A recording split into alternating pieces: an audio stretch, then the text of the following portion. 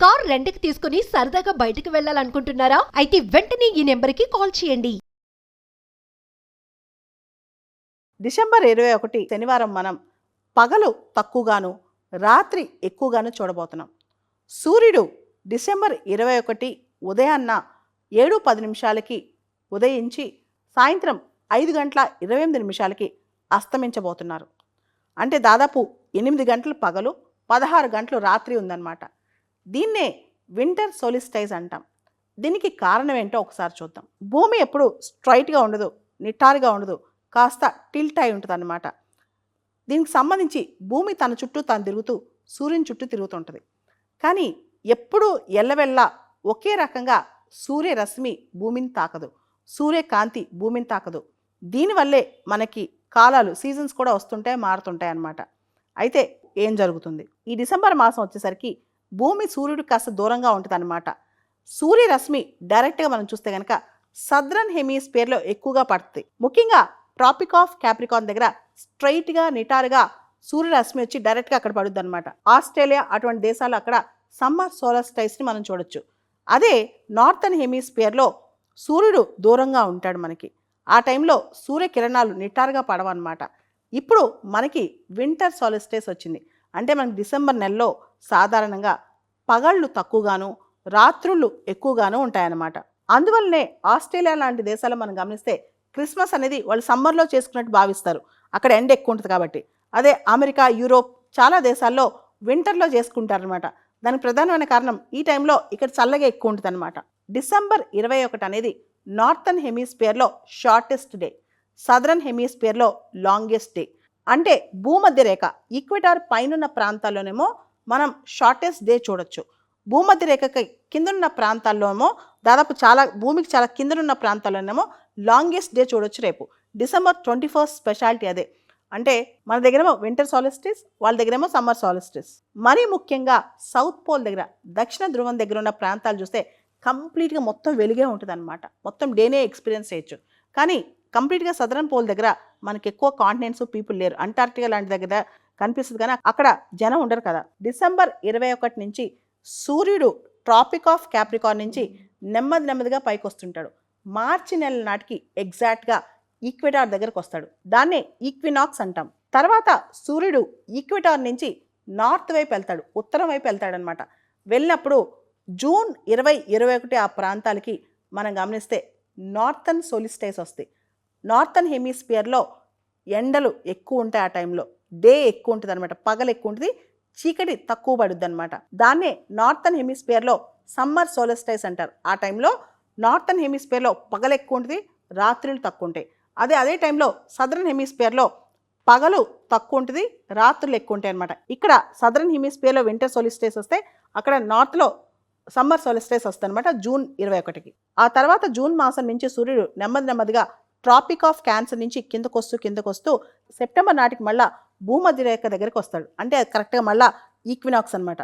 అంటే మొత్తం ఈక్వినాక్స్ సూర్యుడు భూమధ్య రేఖ దగ్గరికి సంవత్సరంలో 2 సార్లు వస్తాడు. ఒకటి మార్చిలో, 2 సెప్టెంబర్లో. కింద నుంచి పైకి వెళ్ళేటప్పుడు, పైనుంచి కిందకు వచ్చేటప్పుడు. అంటే ట్రాపిక్ ఆఫ్ క్యాప్రికాన్ నుంచి ట్రాపిక్ ఆఫ్ క్యాన్సర్కి వెళ్ళేటప్పుడు, తర్వాత ట్రాపిక్ ఆఫ్ క్యాన్సర్ నుంచి ట్రాపిక్ ఆఫ్ క్యాప్రికాన్కి వచ్చేటప్పుడు. ఈ 2 సందర్భాల్లో మొత్తం సూర్యుడు 2 సార్లు ఈక్వెటార్ దగ్గరకు వస్తాడు. అంటే భూమధ్య రేఖ దగ్గరికి వస్తాడనమాట.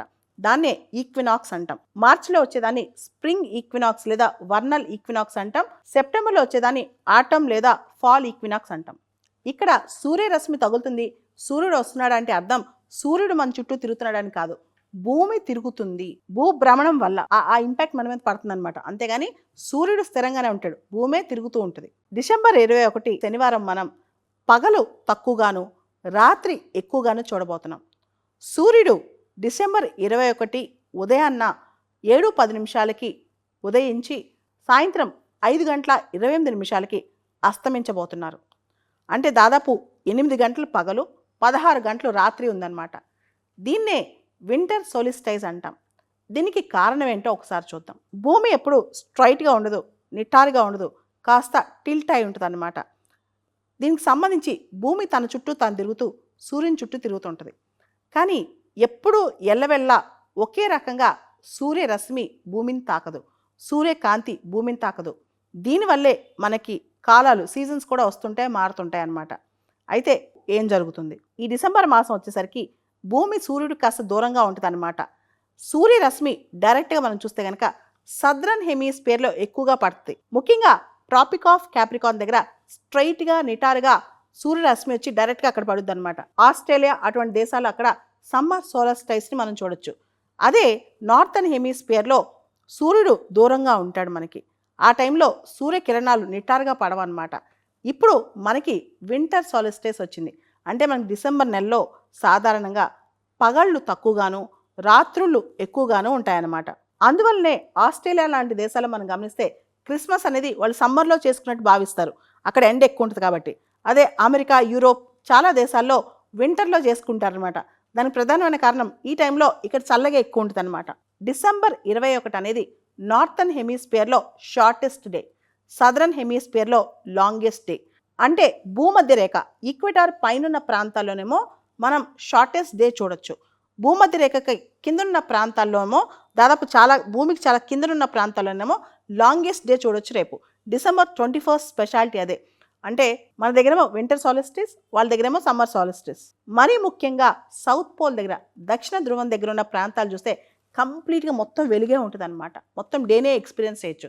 కానీ కంప్లీట్గా సదరన్ పోల్ దగ్గర మనకి ఎక్కువ కాంటినెంట్స్, పీపుల్ లేరు. అంటార్క్టికా లాంటి దగ్గర కనిపిస్తుంది కానీ అక్కడ జనం ఉండరు కదా. డిసెంబర్ 21 నుంచి సూర్యుడు ట్రాపిక్ ఆఫ్ క్యాప్రికాన్ నుంచి నెమ్మదిగా పైకి వస్తుంటాడు.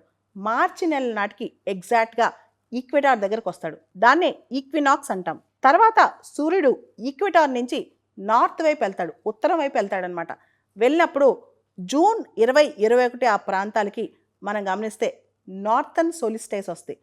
నార్థన్ హెమిస్ఫియర్లో ఎండలు ఎక్కువ ఉంటాయి. ఆ టైంలో డే ఎక్కువ ఉంటుంది అనమాట, పగలు ఎక్కువ ఉంటుంది, చీకటి తక్కువ పడుద్ది అనమాట. దాన్నే నార్థన్ హెమిస్ఫియర్లో సమ్మర్ సోలిస్టైస్ అంటారు. ఆ టైంలో నార్థన్ హెమిస్ఫియర్లో పగలు ఎక్కువ ఉంటుంది, రాత్రులు తక్కువ ఉంటాయి. అదే టైంలో సదరన్ హెమిస్ఫియర్లో పగలు తక్కువ ఉంటుంది, రాత్రులు ఎక్కువ ఉంటాయి అనమాట. ఇక్కడ సదరన్ హెమిస్ఫియర్లో వింటర్ సోలిస్టైస్ వస్తే అక్కడ నార్త్లో సమ్మర్ సోలిస్టైస్ వస్తుంది అనమాట జూన్ 21కి.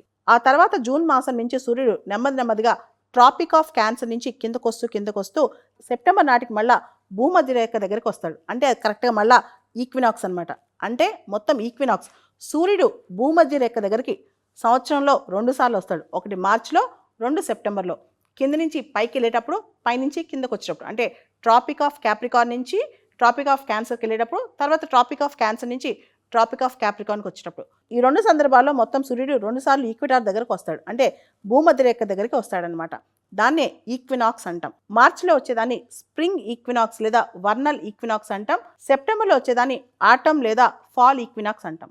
ఇక్కడ సూర్యరశ్మి తగులుతుంది, సూర్యుడు వస్తున్నాడు అంటే అర్థం సూర్యుడు మన చుట్టూ తిరుగుతున్నాడని కాదు, భూమి తిరుగుతుంది. భూభ్రమణం వల్ల ఆ ఇంపాక్ట్ మన మీద పడుతుంది అనమాట. అంతేగాని సూర్యుడు స్థిరంగానే ఉంటాడు, భూమే తిరుగుతూ ఉంటుంది.